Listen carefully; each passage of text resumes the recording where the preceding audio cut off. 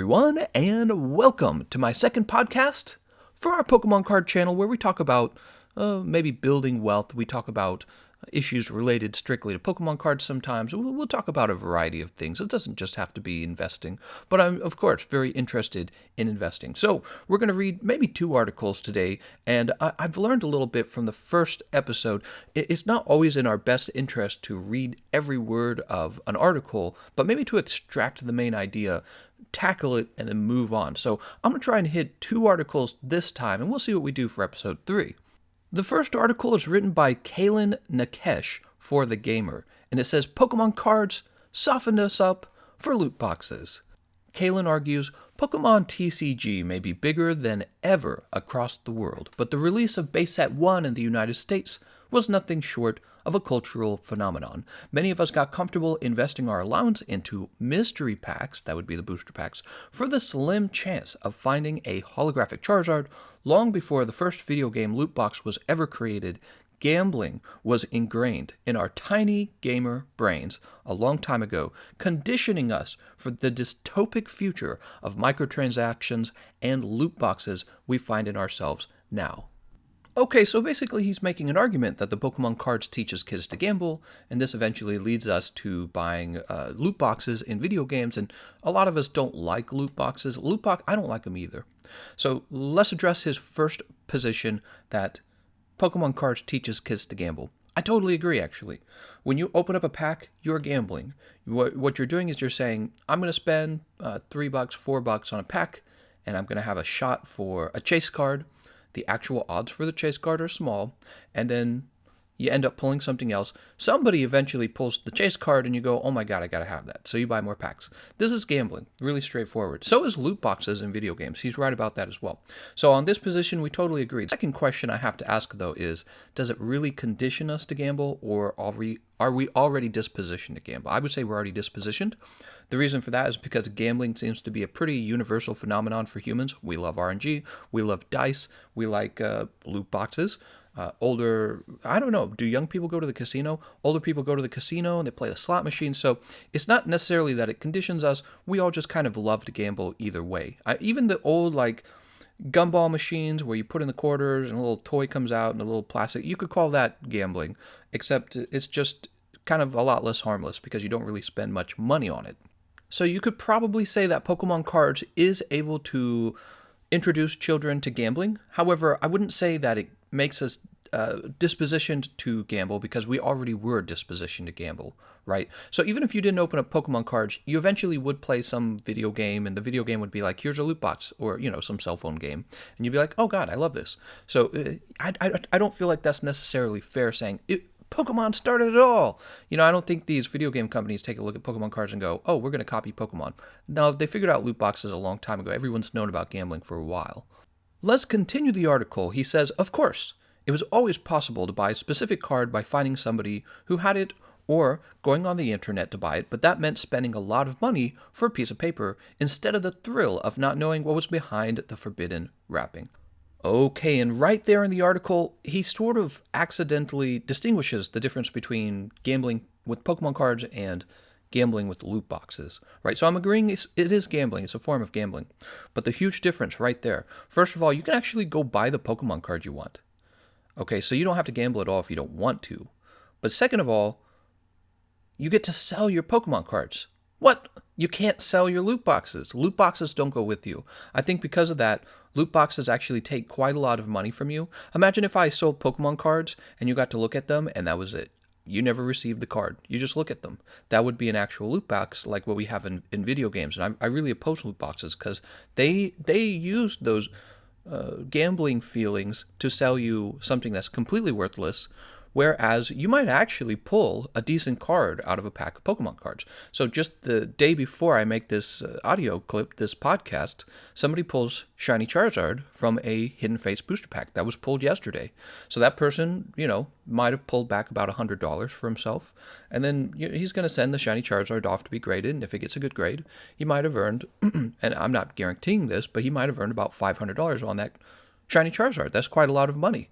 And not only that, but as he was searching for it, he pulled a lot of other cards that he might enjoy collecting, and he can sell all those cards that are in his collection. So there is absolutely an element of gambling to Pokemon cards, just like there's an element of gambling to loot boxes, but the two are very different in that very distinguishing and very important way. You can sell your cards, you can't sell your loot boxes, or the winnings from your loot boxes, okay? Now that we're done with the first article, let's move on to the second article. This one is written by Dan Wheel. I think I said his name right. The article was written for the Wall Street Journal, and it's titled, "The Market for Sports Memorabilia Continues to Score Big." It was written December 15th, 2019, so about a month ago. Let's read the article. 3 years ago, Simon Brown, a 36-year-old public relations professional in Washington, D.C., purchased a 1938 Joe DiMaggio baseball card for $1,500. Its value now, $2,500, up about two-thirds based on sales records for comparable cards, he says. That kind of price appreciation is common in today's sports memorabilia market, particularly for items priced at $1,000 or more, market participants say. Just as stocks, bonds, and other assets have soared in value since the last recession ended, so has sports memorabilia. Quote, "It's the same case for collectibles across the board," says Chris Ivey, director of sports auctions for Heritage Auctions. Some collectors even view sports memorabilia as an asset class for investment. A lot of our clients love sports and started collecting as kids for a hobby. Let's continue. Numerous factors explain the price run-up for sports memorabilia over the past decades, experts say, including the wealth of baby boomers. Okay, boomer. The entrance of millennials into the market. Oh, that would be, I think it's me, I'm a millennial. And the growing interest from foreigners. The demand for cards and game-used items, such as balls and jerseys, is particularly intense. Of all the sports, the market is generally strongest for baseball items. Although experts expect the price inflation to continue as long as the economy stays strong, there's no guarantee. They're basically saying it's speculative. Just as there's no guarantees with any investment. Making it even more dicey is that there are plenty of bogus and or overpriced items out there waiting for careless buyers. That's why it's crucial for prospective buyers to do plenty of research before taking the plunge.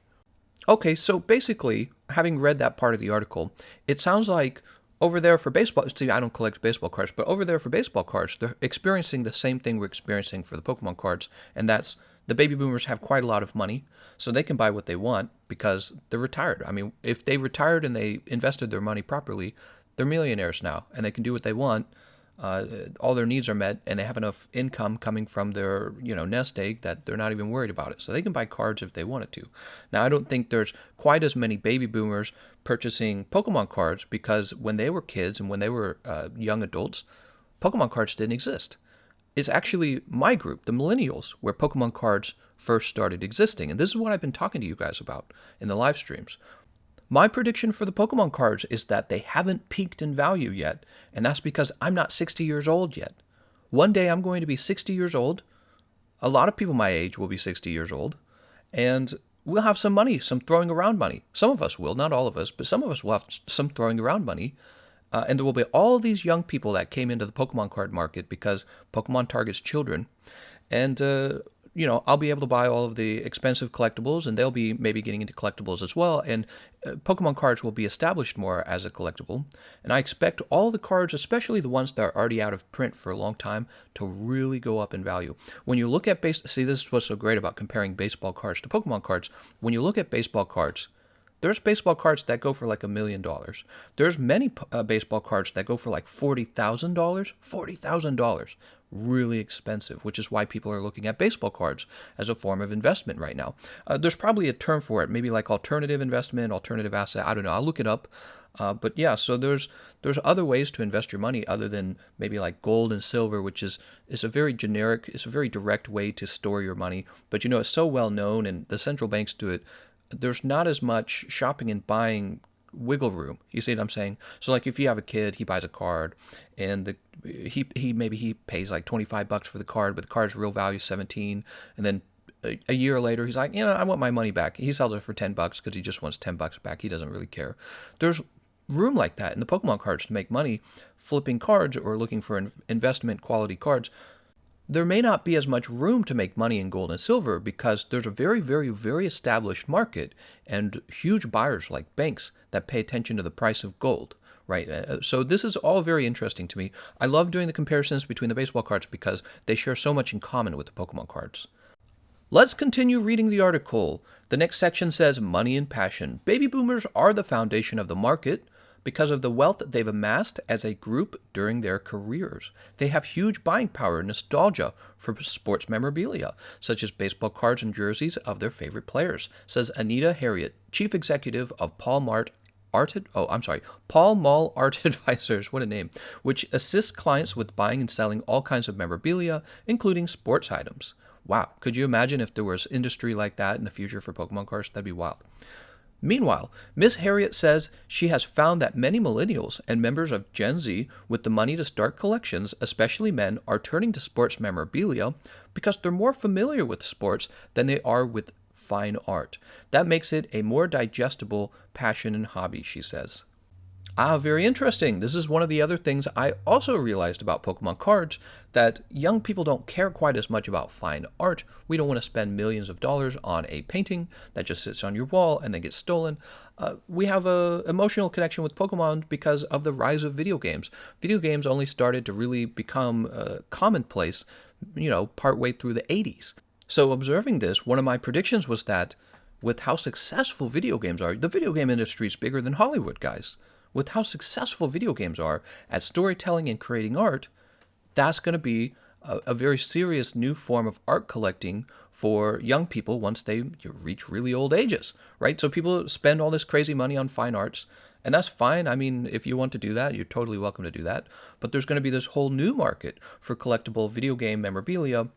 Pokemon cards are going to be part of that. Pokemon is a video game. That's I think that's where it became most famous, and the Pokemon cards just kind of were this new thing, and the TV shows were also they were popular, but it was really just the video game. The video game is what made Pokemon famous, right? A huge media company. So I think that Pokemon cards will be treated sort of like a collectible art, right? Not everyone buys the cards to play them, especially in the case of collecting and investing. Let's continue the article. The next part says used is good. Baseball cards, which originated in the 1860s, remains a staple. Cards prior to the 1960s have particularly escalated in value. Interesting. So it says here the oldest baseball cards probably are going up more in value than maybe the more modern ones. That sounds a little bit like the Pokemon cards we are opening today. So it says a handful of old cards have reached iconic status, such as the Honus Wagner card from 1909 and Mickey Mantle from 1952, says Mr. Brown, the collector. In May, one of those Wagner cards sold for $1.2 million. Wow. So you guys think that a $10,000 Pokemon card sounds insanely expensive? Imagine spending $1.2 million on a single card. That's crazy. So, but let's continue. It says this price is up 54% from its sale price of $776,000 in 2016. So that's like 3 years later, it becomes 1.2 million. You know where else I've seen a pattern like that? Some of the vintage cards for Pokemon cards. So I've sold a few vintage cards, and I was kind of surprised to see that they had doubled in value. So, it's all really, really interesting stuff. That doesn't mean that they will necessarily do that, but it's probably my advice that it's going to do that. That's my position on it. You don't have to agree with my position. Be careful with your money, guys. Okay, anyways. So, and this was up from its sale price of $657,000 in 2014, according to SCP Auctions, a sports memorabilia specialist based in Laguna Niguel. I don't know how to pronounce that name. California. Man, we should become a Pokemon card specialist, right, for investing. Cards from other sports also have done well. A card of basketball icon Michael Jordan recently sold for $350,000, and football legend Tom Brady commands $400,000. Wow, guys. We're exchanging Pokemon cards for chump change, apparently. But I think that that's going to only increase over time. If the Pokemon cards reach an average value of like $10,000 each in some of these vintage sets, even that would be a massive increase in value for these rocket cards, or maybe the base set, or maybe Gym Challenge. Aquapolis, Sky Ridge, those are already really expensive. But we think they're too expensive. What would they be like in 20 years? Can you even imagine? All right, and let's wrap up this article.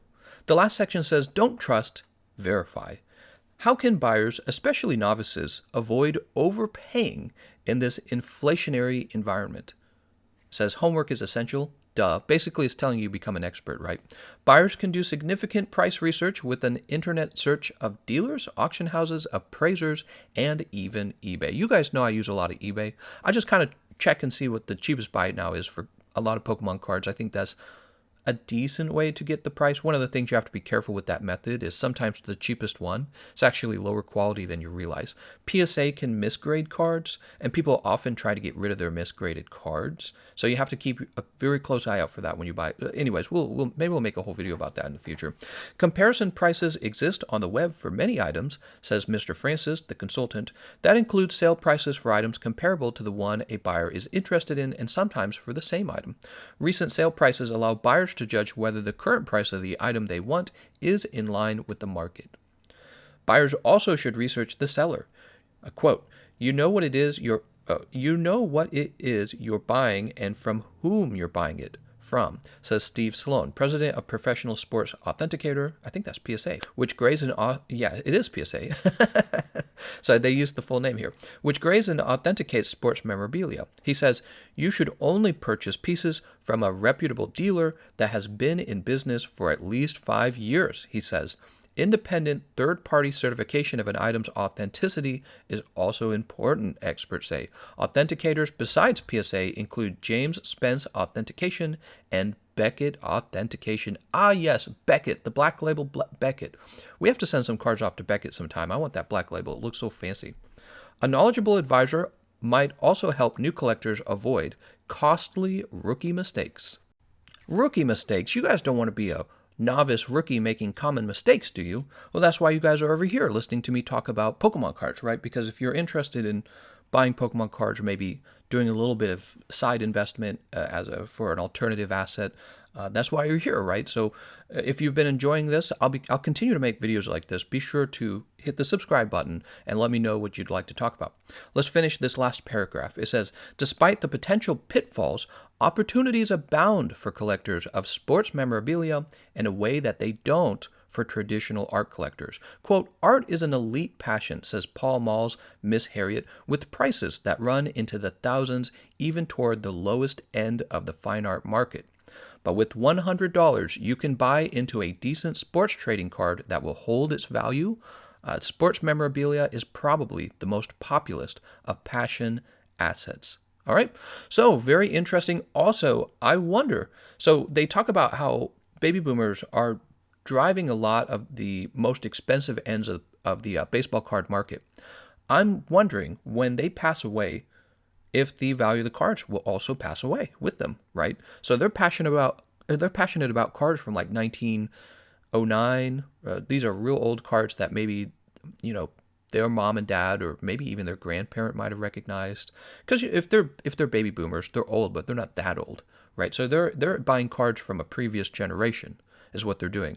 However, I don't know how much young people love sports today as baby boomers did back in their day. There were no video games back then. So what did you do when you want to have fun? You played sports. In the future, I actually wonder if the Pokemon card market will sort of be taking a chunk out of the baseball card market. Think about this, because if video games didn't exist now, you and I might be talking about the baseball cards we're going to collect. But I grew up playing video games. Well, I also played quite a lot of sports, but I enjoy the video games more than the sports. And I don't watch sports on television. I watch esports on television. So, yeah, I'm curious if Pokemon cards will end up taking some of the value out of the baseball cards, and especially when the baby boomers pass away, is that going to be the end of the peak for the baseball cards? All right. So one thing you should never believe is that things strictly rise in value. When things are rising in value, you don't want to sell early. That is a mistake. But another problem that occurs is you don't want to sell too late, because usually things peak in value, and then when it starts to fall, investors go, all right, time to get our money out before we lose all our money, right? So everyone starts selling off their stuff.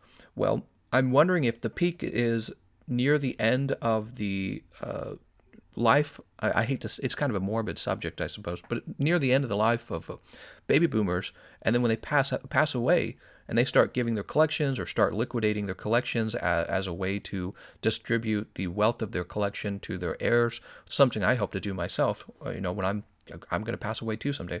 But yeah, I'll probably liquefy my Pokemon cards. I won't just pass them along unless one of my, if I, I don't have kids yet, but if I have, 20 kids and one of them's real passionate about cards, I'll probably just give it to my kid, right? But if I don't have that, I'm just going to liquefy the cards into a actual money, like dollars, and then give them cash is what I'll end up doing. So I wonder if that's what you'll see happening with a lot of baby boomers, where they pass away, turn their cards into a liquid asset like cash, and then just hand it off to their heirs. And if they did that, that's quickly going to reduce the price of the cards as they become available in the market again. So there's going to be multiple sellers, everyone who's passing away. And this is what is really interesting to me about the baseball cards. You and I will find out in the next 20 years what happens, because you can't live forever, unfortunately. And we'll find out what kind of... it would be interesting if they just went up more, wouldn't it? That'd be so weird. But I guess it's not the wildest thing to believe that that could happen for Pokemon cards, because right now Pokemon cards are nowhere near baseball cards. But baseball cards are already selling for $1 million. That's kind of like fine art.